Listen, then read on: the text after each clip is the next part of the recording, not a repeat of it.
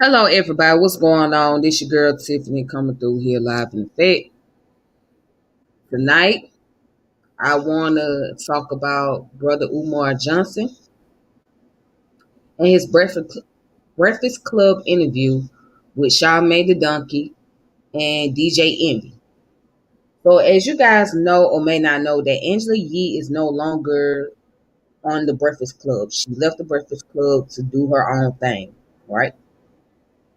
But before I get started, I want you guys to like and subscribe to the channel, hit the notification bell, share the channel, all that great stuff. All right. Now, I want to get into some things that I agree with Brother Umar Johnson with. Okay, as far as what he did on the interview, and the reason why I agree with those information. Now, everybody have their little issue about Umar. They believe that he's under some type of he's scamming the people. That's what people believe, all right?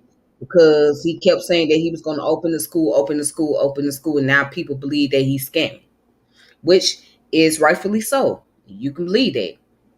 I even had my doubts about the school, okay? But one thing I would say about Umar Johnson, he's a very outspoken individual, and he's going to stand on what he believes. He's not going to change his narrative whether he be at a black radio station or a white radio station.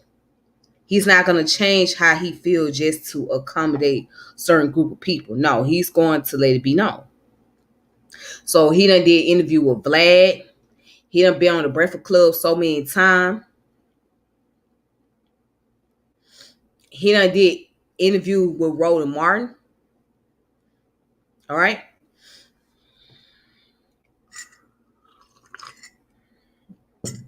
He's been on multiple platforms.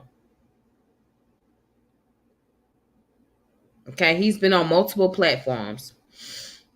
He been on Hidden Colors. He been on Sined Channel. So Umar Johnson has a pretty good following. Okay. And he has a name for himself. He built his name. But the thing about Umar Johnson is that the whole school issue, he been saying that the school's gonna open this year, open this year, open this year, open this year, open this year, and then the next following year, and that next following year. So now people are speculating, they still asking questions. So with the interview that he did on the Breakfast Club, I'll name three things that I agree with. Actually, it's four things. So the first thing that he spoke about was the transatlantic slave trade. He talked about how the transatlantic slave trade is a European business. Okay. He also spoke about the Italian people, the Jews, and those the Jews, Italian, and the British all played a part in slavery. Okay. He talks about how reparation is not good enough for us because it doesn't do anything for the psychology of our people, right? And he went in about Deion Sanders and Shannon Sharp and Stephen A. Smith. Okay. So let's talk about the fact that he said that slavery was the transatlantic slave trade was a European business.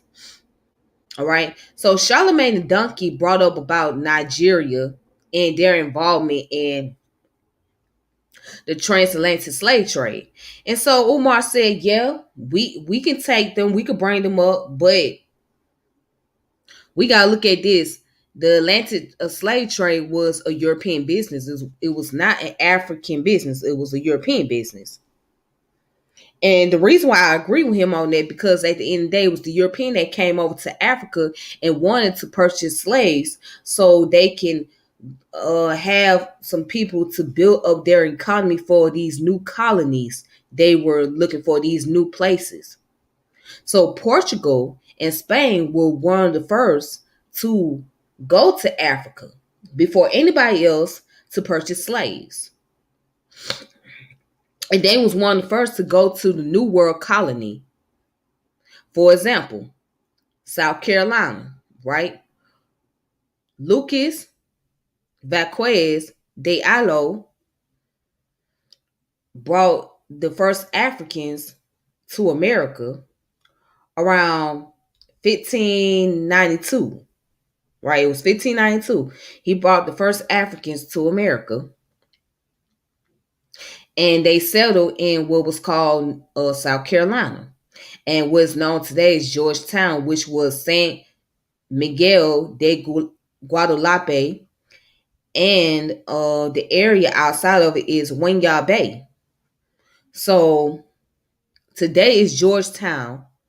Okay, and Winyah Bay is on the coast of Georgetown. All right. And so that's where the plantation was when the first Africans came over here to America. Right? They was brought from the area of what is known today as the Congo.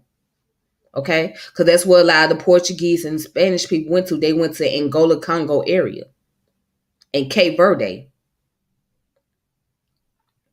All right, so yes, it was a European business, okay, because the Europeans went over there, they wanted to do business with the Africans. However, they turned on the African people and pulled the chess move, by the way. They pulled the chess move just by letting the African people think that they were just only doing business for them and that's all it was. But these people wanted more. They wanted to control the resources. So they eased their way on into these countries and they took over. They incorporated their languages, they incorporated their culture, they incorporated their politics, their social status, all of that. All right. That's one. And two, and two, let's talk about the different people that was involved in the slave trade. The Jews that had their role in slavery, especially when it comes to the Caribbeans. And there's plethora of books about Jews and slavery. You don't just gotta look up about the Nation of Islam, although they have written a book about it, like written 2 volumes on it. Look up the Jewish scholars. And you can look at my previous video, what I did about Jews and slavery. Okay, you can find Jewish scholars, just look up their name. And they done did the research on these things to prove that yes, there were Jews that was involved in slavery.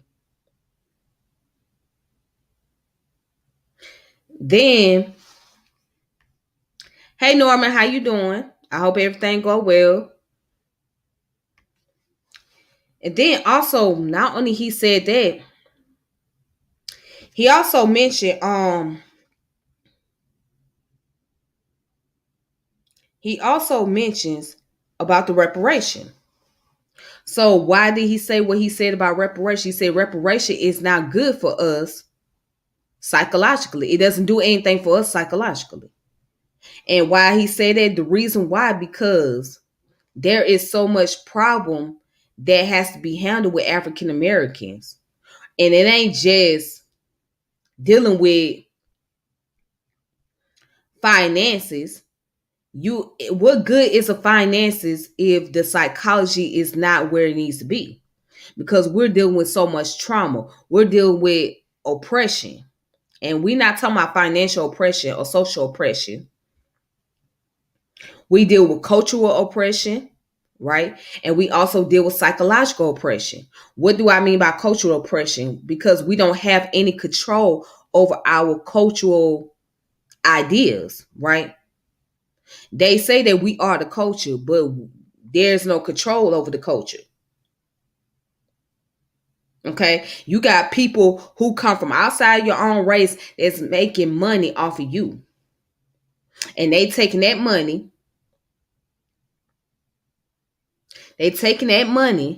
and they giving it back to their family. They're not putting it back into our community. So when we build up the musical genre, especially, right, those various genre R&B, hip hop, jazz, and blues that came up out of the ghettos, that came up out the streets. So our people, in order to keep themselves busy, keep themselves occupied, and keep their mind off the oppression, they did something constructive. They used creativity, and that was taken away from them because others saw it as a business thing, a business opportunity. Okay. And so, with that being said, about reparation, it's not going to help us psychologically when we deal with so many oppression. So, it's going to take more than just cutting the check and paying the money to us. We got to look at the trauma that we have faced from generation and how it's been passed on as a pathology, and how those generational curses are not broken. So he spoke value into that. He really did. So I agree. I'm totally with him on that.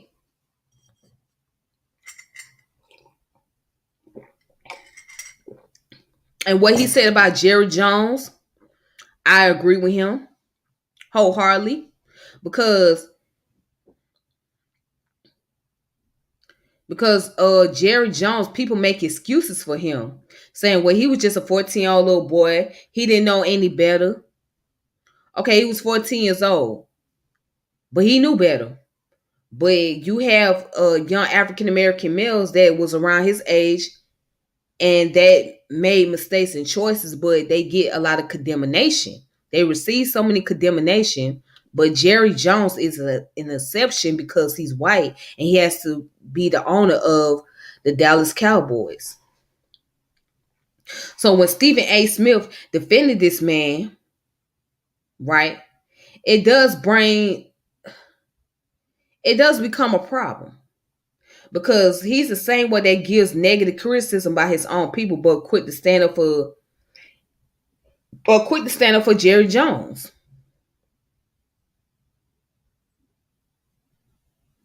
So yes,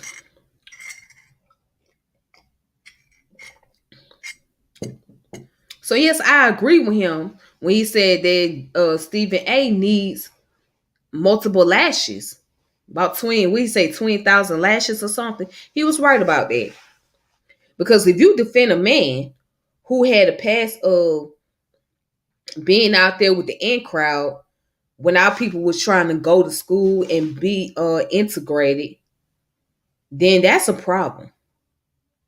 That's a major problem. And what kind of restitution did Jerry Jones give to the black community? Did he apologize to the people who he was involved with? Did he apologize to those that he have criticized and demoralized, attacked in the past? No. Okay. So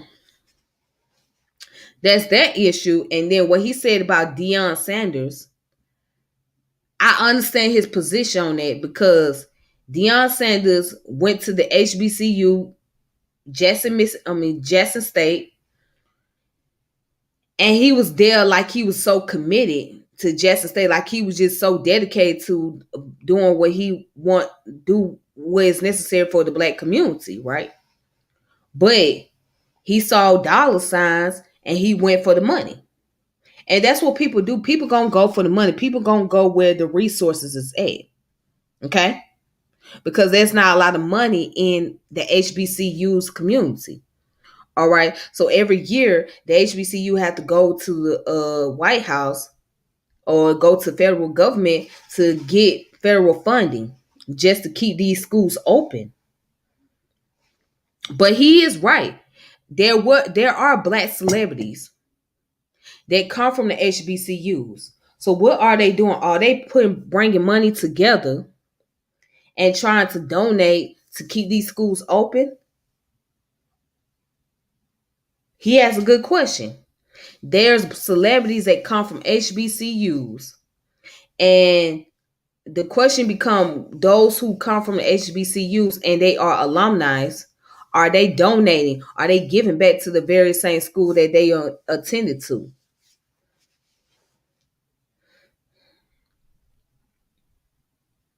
So again, I stand on a lot of things that Umar said.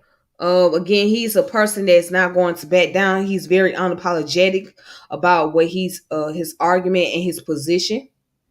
He is, but he did hit on a lot of points about the Italian people. So I have some information here, and you guys can look this up on Wikipedia. This is about Francisco Carletti, and he was a Florence Florentine merchant, explorer, and writer. So he was the first private traveler to circumnavigate the globe. He left with his father, Antonio Carletti, a merchant, to the islands of Cape Verde to buy African slaves to be sold in the West Indies. From there, went to the Spanish colonies in Panama, Mexico, Colombia, Peru, and again to Mexico. They sailed from Acapulco was it Acapulco to the Philippines in the Manila galleon and arrived on the island of Luzon where they remained 1 year. So then they moved to Japan and China where his father Antonio died in 1598. Left alone, Francisco went to India and came to Goa, home to the Portuguese viceroy, where he remained for some time. It says, taken by homesickness, he loaded on a Portuguese ship all his merchandise and sailed to Portugal. On the island of St. Helena, he was attacked and his wealth plundered by Dutch ships.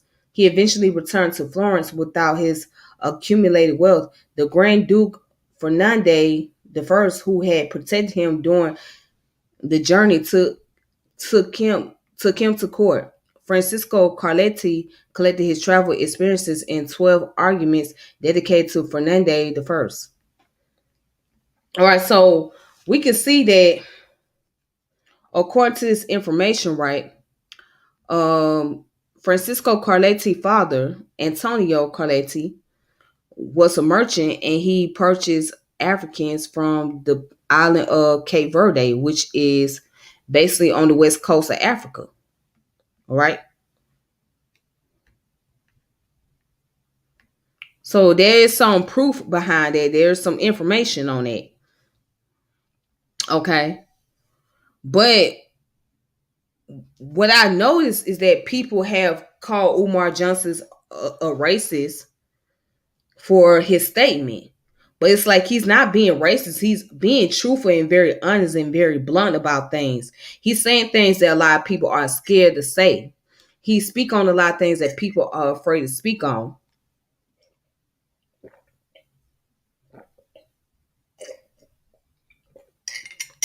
Yeah.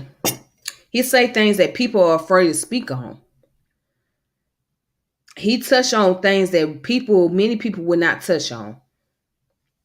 All right. So he's been on multiple platforms, and you can find them all on YouTube. And this man stands on his position.